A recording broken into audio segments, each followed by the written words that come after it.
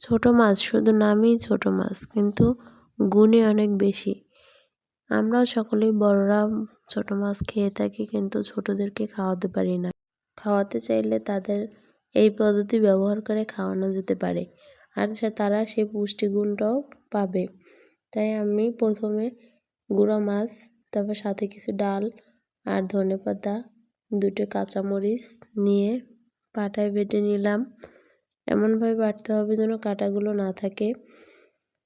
তারপর সাথে আমি একটু হলুদ, একটু বাটা মশলা, যেমন একটু আদা, তারপরে রসুন, তারপর পেঁয়াজ কুচি দিয়ে দিলাম। সব কিছু একসাথে মিশিয়ে কড়াইয়ে তেল গরম করে নিয়ে এটাকে কাবাব শেপ দিয়ে নিলাম। এরপরে সেটাকে ব্রাউন কালার করে ভেজে নেব, এবং যখন হয়ে যাবে দুপাশ তখন তুলে নেব এবং পরিবেশন করে বাচ্চাকে এটি খেতে দিলে বাচ্চা খুব মজা করে খাবে, আর সে এটি সকল পুষ্টিও পাবে। তাই আমরা এটিকে সকল বাচ্চাদের জন্য তৈরি করতে পারি, আর এভাবে তাদেরকে আমরা সকল প্রকার পুষ্টি দিতে পারি।